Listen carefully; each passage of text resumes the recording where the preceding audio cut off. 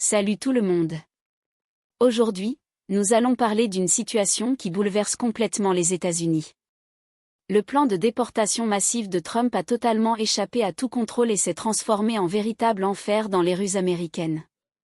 Des agents masqués de l'ICE, accompagnés de chasseurs de primes devenus députés, envahissent les villes des États démocrates comme une force d'occupation.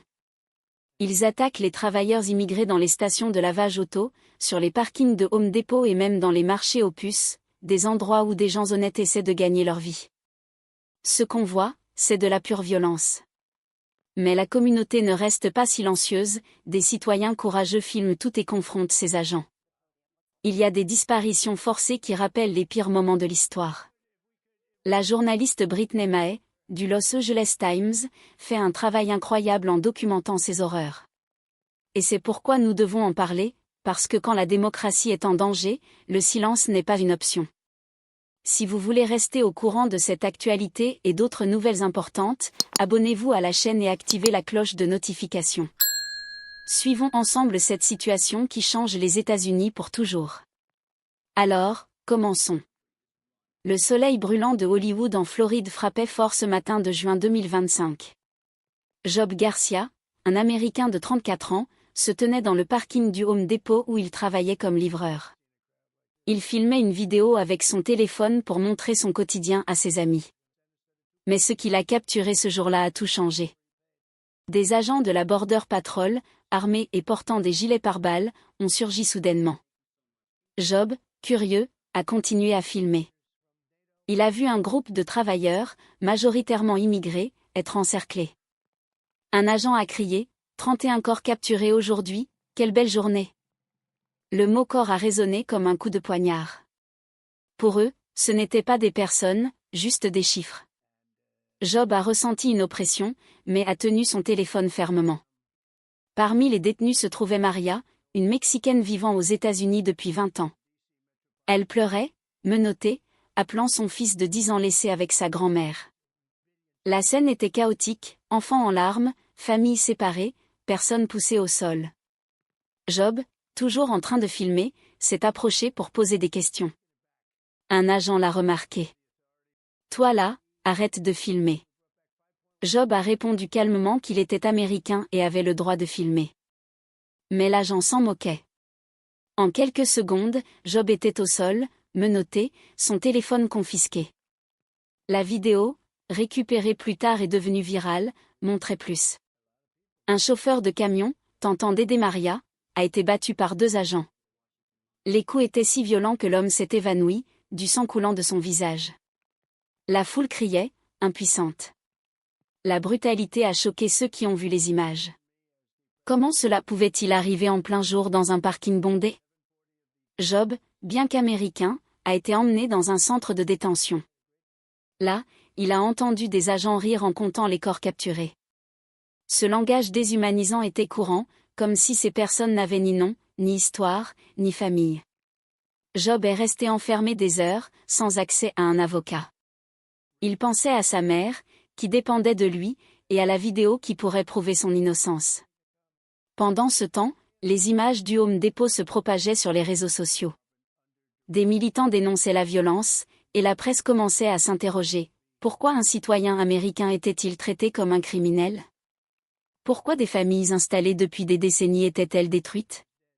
Pourquoi la Border Patrol agissait-elle avec une telle brutalité, comme en chasse ? Dans le bureau ovale, le président Donald Trump regardait les nouvelles, le visage dur. Il avait promis de nettoyer le pays, mais l'affaire Job Garcia devenait un problème. Son plan, qui semblait parfait, commençait à s'effriter. À Hollywood, la communauté se rassemblait, préparant des manifestations. Quelque chose de plus grand se profilait, et Job, sans le savoir, avait allumé l'étincelle. La vidéo de Job Garcia, filmée dans le parking du Home Depot, faisait le tour du monde le 27 juin 2025. Les images, tremblantes mais nettes, montraient des agents de la Border Patrol hurlant des ordres. « Main sur la tête, vermine !» a crié l'un d'eux, poussant un homme au sol. Leur langage était cru, rempli d'insultes. « Si tu bouges, je te casse », a menacé un autre, pointant son arme sur une femme protégeant son enfant. Ce qui avait commencé comme une simple intervention s'est transformé en scène d'horreur. Les images montraient l'escalade de la violence.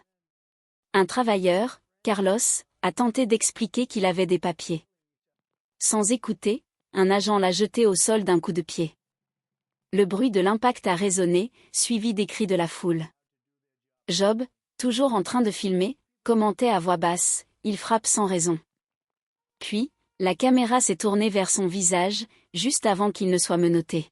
« Je suis américain », a-t-il crié, mais un coup l'a fait taire. La vidéo s'est arrêtée quand le téléphone est tombé. Sur les réseaux, la vidéo a explosé. Des militants ont comparé les tactiques de la Border Patrol à celles de la Gestapo nazie. La ressemblance était troublante, arrestations massives, langage déshumanisant, violence gratuite. C'est comme si on était en 1939, pas en 2025, a écrit un journaliste. Cette comparaison a pris de l'ampleur, alimentant des manifestations à Miami et New York. Le hashtag régime Trump est devenu viral, beaucoup dénonçant les actions autoritaires du président. Dans le contexte politique, la vidéo a fait l'effet d'une bombe.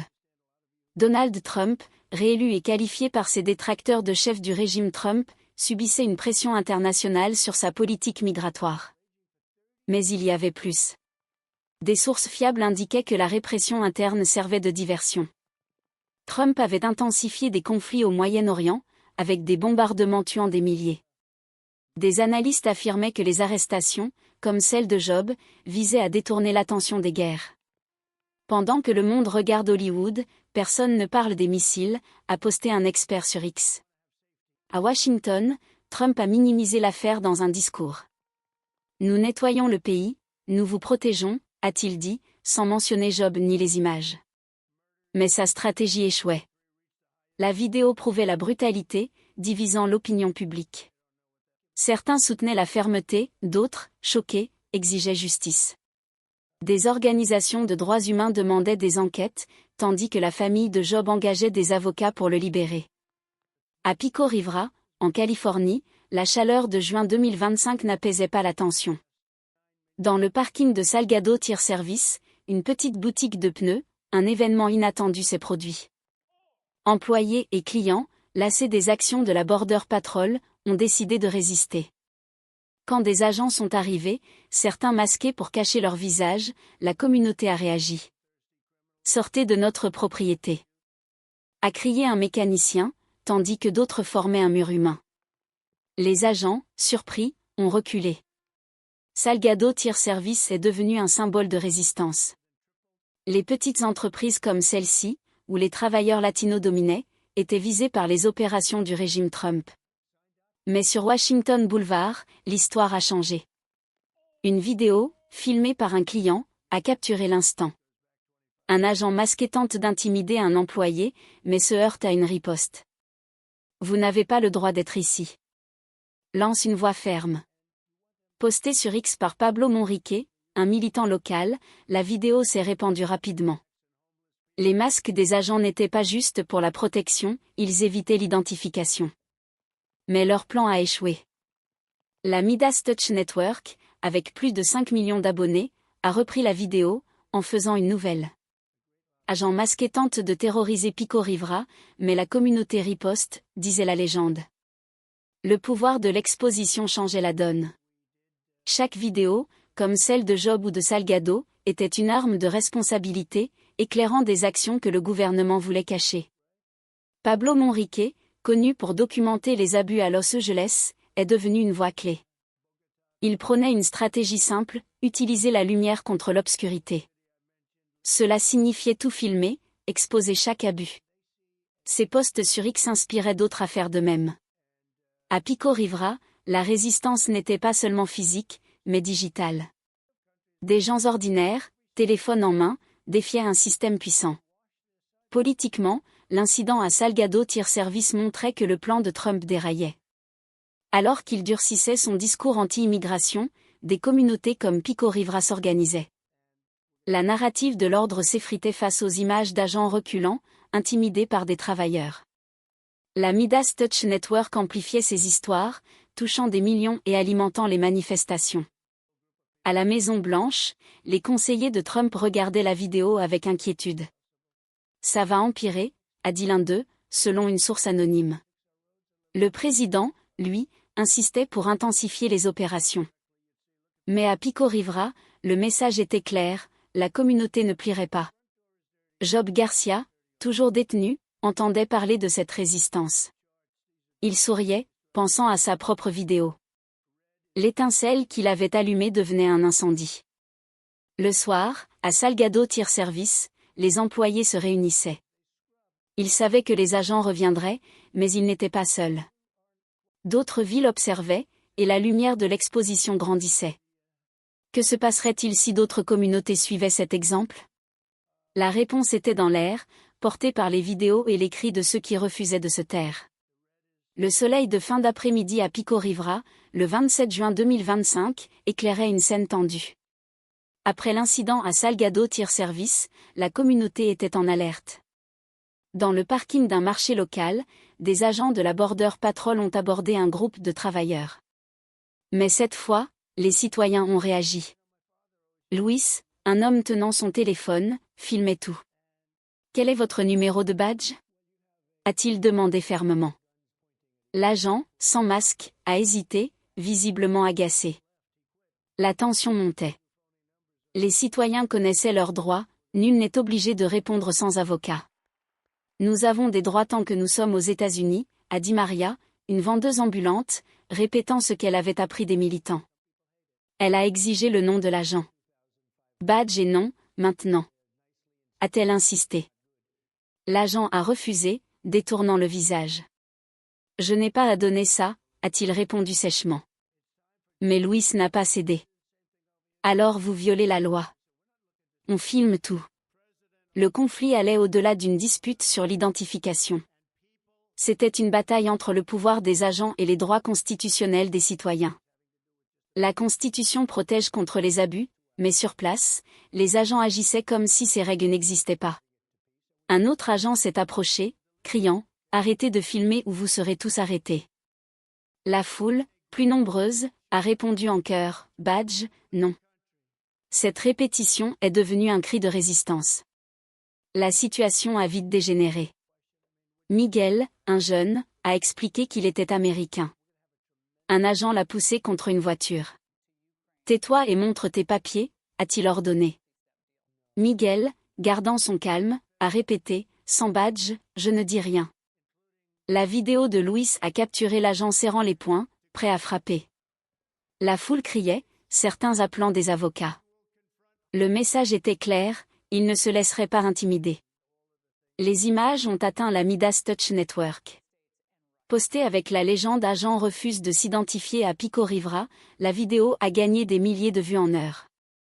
Les militants rappelaient « Vous pouvez exiger le badge, ne répondez pas sans savoir qui ils sont ». Le refus des agents alimentait la méfiance. Pourquoi cachaient-ils leur nom? Que craignaient-ils? À Washington, le régime Trump subissait un nouveau coup. La narrative de sécurité nationale s'effritait quand les vidéos montraient des agents défiant la loi. À la Maison-Blanche, des conseillers débattaient. Si on ne donne pas de nom, on dirait qu'on cache quelque chose, a dit l'un. Trump, selon des sources, ignorait l'avertissement, exigeant plus d'arrestations. Dans l'après-midi étouffante du 27 juin 2025, un lave-auto à Pico Rivera, Californie, est devenu le théâtre d'une confrontation électrique. Des agents, certains portant des gilets marqués ICE, ont encerclé un jeune travailleur.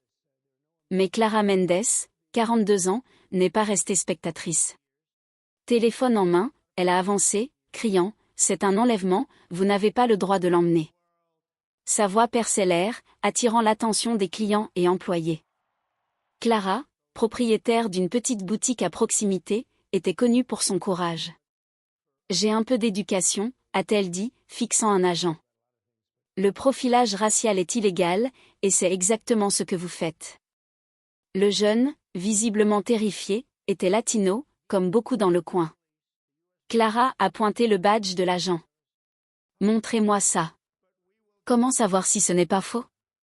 L'agent, agacé, a tenté de l'ignorer, mais Clara a tenu bon. Vous ressemblez à des chasseurs de primes, pas à de vrais agents ICE.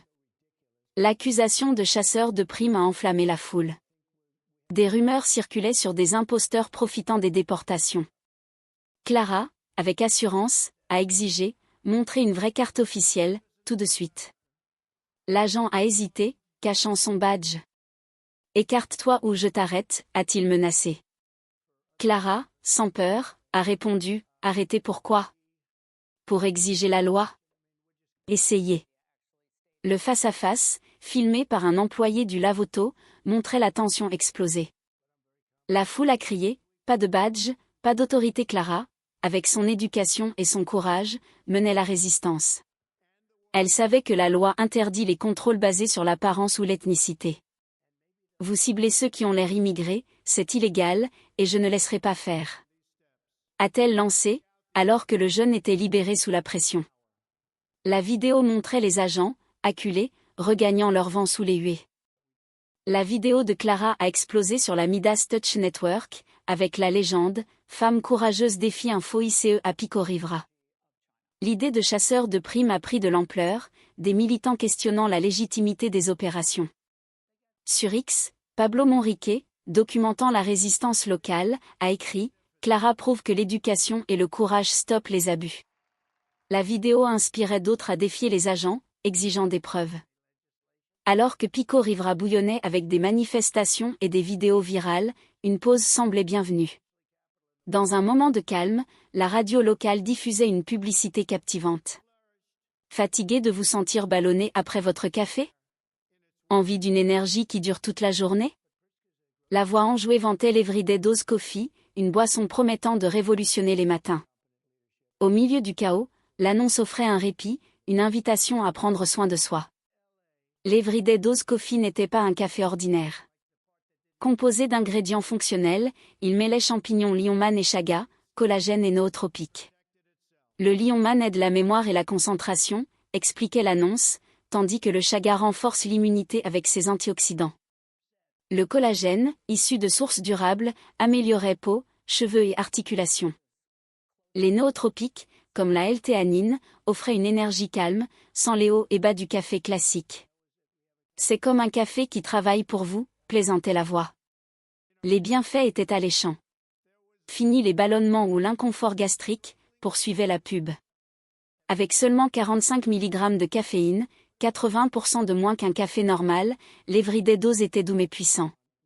Vous ressentez une énergie durable, une concentration nette et une meilleure humeur, promettait-elle.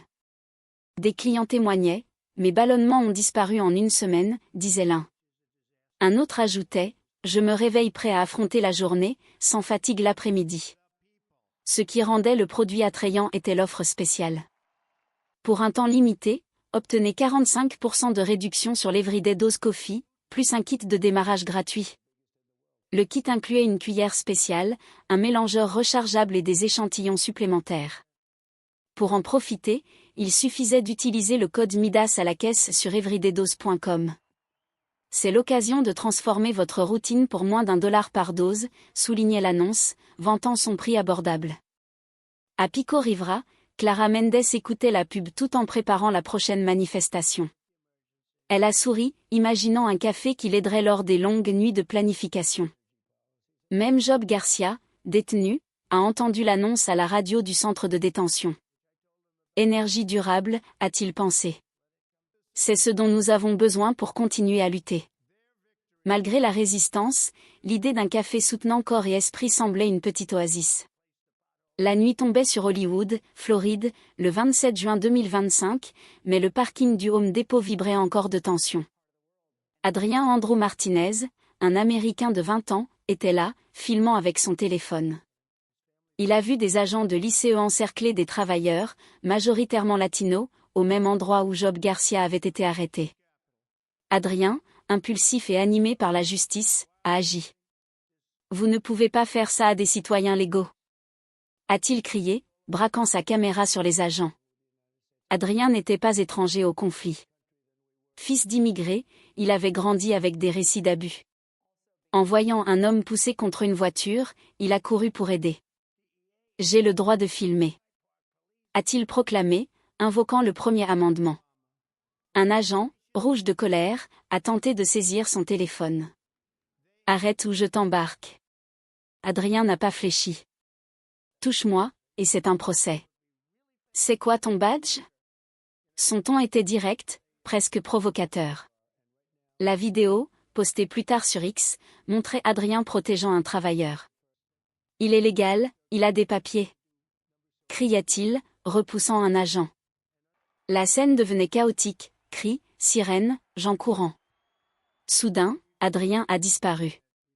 Des témoins disaient qu'il avait été menotté et jeté dans une camionnette sans explication.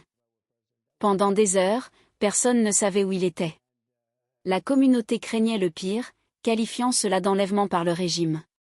Adrien était en fait dans un centre de détention. Là, il a fait face à de fausses accusations, agressions contre des agents de l'ICE. Je n'ai fait que défendre un gars, a-t-il dit à un avocat plus tard. Aucune preuve ne le confirmait, la vidéo montrait Adrien crier, pas frappé.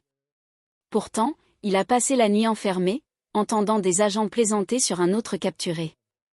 La tactique semblait claire, réduire au silence ceux qui filmaient. Le lendemain, la vidéo d'Adrien est devenue virale grâce à la Midas Touch Network. Citoyen américain arrêté pour avoir défendu d'autres, disait la légende. Le hashtag #FreeAdrien a pris de l'ampleur, avec des parallèles à l'affaire Job Garcia. La pression publique a fonctionné, Adrien a été libéré, sans excuse. Il voulait me faire taire, a-t-il dit à un journaliste, tenant toujours son téléphone salvateur. L'affaire révélait les failles du plan de Trump. Accuser un Américain sans preuve était risqué, et les vidéos devenaient des armes puissantes. À Washington, les conseillers de Trump débattaient de la vague de vidéos. Si tout le monde filme, on perd le contrôle, a admis l'un. Trump, selon des sources, exigeait des punitions plus sévères, mais chaque arrestation comme celle d'Adrien attisait la colère. Le matin du 27 juin 2025, une vidéo choquante a secoué le pays. Dans un quartier résidentiel de Miami, Floride, des hommes masqués, identifiés comme agents de l'ICE, ont agressé Javier Ortiz, 55 ans. Il portait des outils de jardinage, une débroussailleuse et une pelle, quand il a été abordé. La vidéo, filmée par un voisin, montrait Javier jeté au sol, ses outils éparpillés. « Arrête de bouger !» criait un agent, pendant qu'un autre le frappait au pied. Javier n'était pas juste un travailleur journalier. Il était père de 3 marines, tous servant dans l'armée américaine. Ses fils, en mission à l'étranger, défendaient la nation, tandis que leur père était brutalisé chez lui. Le contraste était saisissant, une famille militaire, honorant le pays, humiliée par le gouvernement. La vidéo capturait Javier criant « Mes fils se battent pour vous ». Un coup l'a fait s'évanouir. L'agression a atteint le Congrès grâce à Hakeem Jeffrey, leader démocrate à la Chambre. Dans un post officiel sur X, il a dénoncé « Voici le visage de l'Amérique fasciste sous le régime Trump. Un père de marine, honnête travailleur, battu comme un criminel. » L'expression Amérique fasciste a résonné, alimentant des débats houleux. Jeffrey a partagé la vidéo, montrant les outils de jardinage au sol, symbole d'un homme qui voulait juste travailler. La Midas Touch Network, avec ses millions d'abonnés, a amplifié la dénonciation. Le hashtag Justice for Javier est devenu viral, les internautes choqués par le traitement infligé à un père de militaire. Ses fils défendent le pays, et c'est comme ça qu'on le traite ? A écrit un militant. La brutalité documentée, avec des agents masqués ignorant les droits de Javier, renforçait les comparaisons avec des régimes autoritaires. Ce n'est pas l'Amérique, a commenté un utilisateur sur X. L'affaire exposait une nouvelle faille du régime Trump. La narrative de protection nationale s'effondrait quand un père de marine était traité en ennemi. À Washington, le poste de Jeffrey forçait les républicains à réagir. Certains, alliés de Trump, restaient silencieux, d'autres demandaient une enquête. Mais dans les rues, la colère montait. À Miami, les voisins de Javier organisaient une veillée, avec des pancartes réclamant justice. Javier, hospitalisé avec des fractures, recevait le soutien de la communauté. Ses fils, informés depuis l'étranger, ont envoyé des messages émouvants. « Mon père est un héros », a dit l'aîné dans une vidéo. L'histoire a touché le pays, mais a aussi accru la peur, si cela arrivait à un père de marine, qui était en sécurité. Dans un centre de détention, Job Garcia a entendu parler de Javier. Il pensait aux vidéos, aux cris, à la résistance. Chaque cas, le sien, celui d'Adrien, de Clara, était une pièce d'un puzzle plus grand. À Pico Rivera et Miami, les gens s'unissaient, filmant et manifestant. Mais les agents, de plus en plus violents, semblaient prêts à riposter. Alors que Hakeem Jeffrey promettait de se battre au Congrès, les rues se préparaient à quelque chose de plus grand. Que se passerait-il quand la patience s'épuiserait ? Le 27 juin 2025, le compte Instagram officiel de la Maison-Blanche a publié une image choquante. Des agents en uniforme militaire, portant des fusils et des équipements avancés, posaient devant le Santa Fe Springs Swap Meet, un marché aux puces familiales en Californie. La légende disait « Protéger notre nation avec force et détermination ». La scène, avec des hélicoptères survolants, semblait tirée d'un champ de bataille afghan, pas d'un lieu connu pour ses stands de tacos, d'artisanat et de musique latine. Le Santa Fe Springs Swap Meet, ouvert du mardi au dimanche, était un cœur vibrant de Santa Fe Springs. Des familles latines, asiatiques et blanches s'y mélangeaient, achetant des vêtements, dégustant des churros, écoutant des mariachis. Mais ce matin-là, le marché a été ciblé par une opération militarisée. Des agents, en tenue camouflée, ont envahi l'endroit, hurlant des ordres et séparant les vendeurs. Une vidéo, filmée par un client, montrait des enfants pleurant pendant que leurs parents étaient menottés. Le bruit des hélicoptères couvrait les cris. La publication de la Maison-Blanche vantait l'opération comme un succès contre l'immigration illégale. Mais pour beaucoup, c'était de l'intimidation pure. L'équipement lourd, gilets pare-balles, drones, fusils, semblait disproportionné pour un marché aux puces. C'est ce qu'on utilisait en Afghanistan, a écrit un vétéran sur X, indigné. Contre des familles maintenant ? La militarisation choquait, surtout dans un lieu si multiculturel, où la communauté célébrait sa diversité. La réaction des citoyens a été immédiate. Dans la vidéo, un groupe de jeunes a fait un doigt d'honneur aux hélicoptères, criant « Nous ne sommes pas des criminels ». L'image, relayée par la Midas Touch Network, est devenue un symbole de résistance. Le hashtag SwapMeetStrong a explosé, avec des messages comme « C'était un lieu de joie, maintenant un champ de guerre ». Le contraste entre l'ancien marché vibrant et l'invasion armée attisait la colère. La propagande officielle de la Maison-Blanche, loin de calmer, jetait de l'huile sur le feu. Des critiques, comme Hakeem Jeffrey, qualifiaient l'opération de théâtre autoritaire.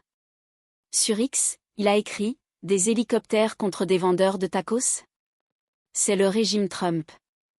La publication, avec son ton froid, ignorait l'impact humain, familles séparées, commerce détruit, communauté terrifiée.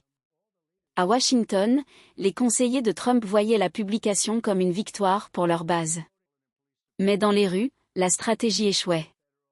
À Santa Fe Springs, les habitants planifiaient de rouvrir le marché en signe de protestation, promettant plus de vidéos. Ils veulent nous faire taire, mais nous crierons plus fort, a dit une vendeuse. Job Garcia, toujours détenu, a entendu parler de l'opération. Il imaginait le marché, semblable au lieu de son enfance, sous des bottes militaires. La nuit tombait, mais le Santa Fe Springs Swap Meet ne dormait pas. Des lanternes brillaient alors que la communauté se réunissait, planifiant la suite. Les hélicoptères pouvaient revenir, mais la résistance aussi. Avec chaque publication, chaque vidéo, la lutte gagnait en force. Quelque chose de plus grand se formait, et personne ne savait jusqu'où cela irait. Le 27 juin 2025, les États-Unis faisaient face à un séisme politique. Les rues de Los Angeles, Miami et New York bouillonnaient avec des manifestations massives, réunissant entre 6 et 12 millions de personnes. Surnommés No Kings, ces rassemblements étaient la plus grande mobilisation de l'histoire américaine, dépassant même les marches pour les droits civiques. Des pancartes proclamaient « L'Amérique n'est plus une démocratie ». Pour beaucoup, le régime Trump avait franchi un point de non-retour, plongeant le pays dans une crise constitutionnelle. Militants et analystes étaient catégoriques, le gouvernement était désormais un régime fasciste. Cette affirmation, reprise par des leaders comme Hakeem Jeffrey, pointait la militarisation, les arrestations arbitraires et la brutalité documentée. « Nous sommes en mode fascisme », a écrit un commentateur sur X, tandis que d'autres parlaient de crise constitutionnelle pour décrire l'effondrement des libertés. Le diagnostic était clair, l'Amérique vivait une dictature masquée en démocratie. L'élément déclencheur des manifestations fut une nouvelle tragédie. José Ramirez, 64 ans, est mort lors d'un transfert dans une opération de l'ICE à Los Angeles. Des témoins ont rapporté qu'il souffrait de problèmes cardiaques et a été traîné sans soins médicaux. Sa mort, confirmée par un rapport fuité, a choqué le pays. Ils l'ont tué comme s'il ne valait rien, a dit sa fille dans une vidéo virale. Le hashtag Justice for José a explosé, attisant la révolte.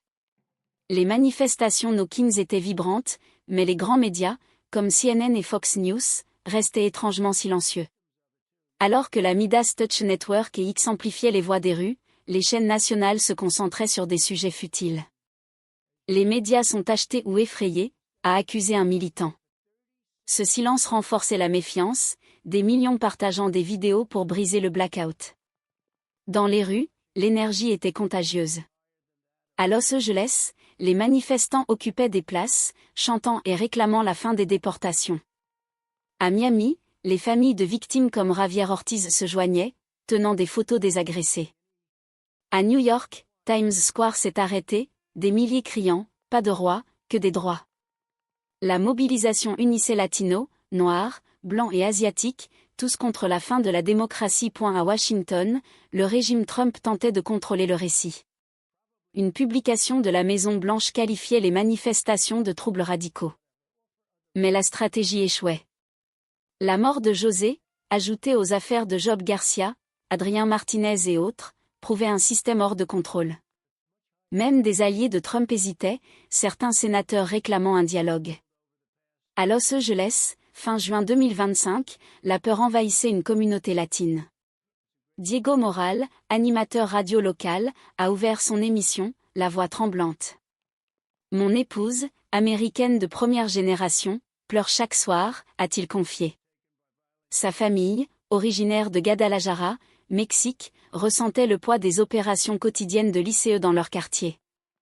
C'est comme vivre dans l'Allemagne nazie, a dit Diego, comparant la surveillance constante à l'oppression d'un régime autoritaire.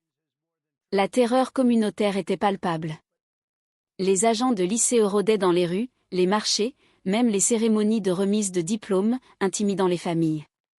Diego a raconté que sa mère, fervente catholique, ne va plus à l'église. Elle craint d'être arrêtée en chemin, a-t-il expliqué. Une paralysie sociale s'installait, les voisins restaient cloîtrés, les gymnases se vidaient, la vie sociale, autrefois vibrante, s'éteignait. Notre quartier, plein de musique et de rire, est maintenant un lieu de portes verrouillées, a-t-il déploré. L'impact touchait les événements familiaux. Diego a évoqué la remise de diplôme de sa nièce, un moment de fierté devenu tendu.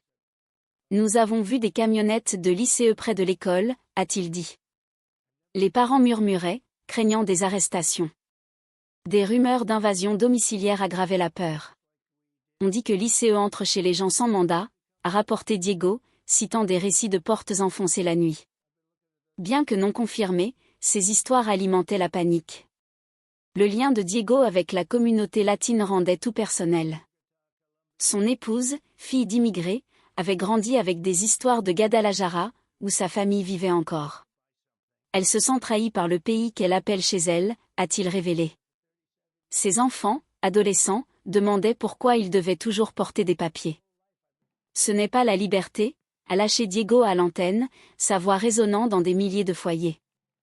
La Midas Touch Network a partagé des extraits de l'émission, avec la légende, une communauté assiégée à Los Angeles. Le récit de Diego touchait, incitant d'autres à partager leurs histoires. Sur X, le hashtag NoMoreFear gagnait du terrain, avec des photos d'églises vides et de rues désertes. Ce n'est pas juste politique, c'est notre vie, a écrit une habitante. La comparaison avec l'Allemagne nazie, bien que controversée, reflétait le sentiment d'un gouvernement contre son peuple. À Washington, le régime Trump ignorait ces voix. Les publications de la Maison-Blanche continuaient de célébrer les opérations de l'ICE, tandis que les manifestations No Kings s'amplifiaient. Mais pour des familles comme celle de Diego, la lutte était quotidienne, silencieuse, chez eux. Je ne sais pas combien de temps on tiendra, a admis Diego, concluant son émission. Job Garcia, détenu, a entendu le récit de Diego à la radio du centre. Et voilà les amis, c'est exactement ce qui arrive quand un plan mal pensé se transforme en cauchemar. Le plan de Trump pour les déportations massives n'a pas seulement échoué, il a créé un chaos total qui fait honte à l'Amérique. Ces images de violence dans les rues, ces familles détruites, ces disparitions forcées, c'est ça le vrai visage de cette politique. Et grâce au courage des citoyens qui filment tout, le monde entier peut voir la vérité. La résistance grandit chaque jour. Les communautés se mobilisent. Les journalistes comme Brittany Mae continuent de documenter ces horreurs. Parce que la vérité, elle finit toujours par éclater. Dites-moi dans les commentaires ce que vous pensez de cette situation. Est-ce que ça vous choque autant que moi? N'oubliez pas de commenter, d'aimer la vidéo et d'activer la cloche de notification pour ne rien rater des prochaines actualités. Partagez cette vidéo avec vos proches, il faut que le maximum de personnes sachent ce qui se passe vraiment. À bientôt pour une nouvelle vidéo, et n'oubliez jamais, l'information, c'est le pouvoir.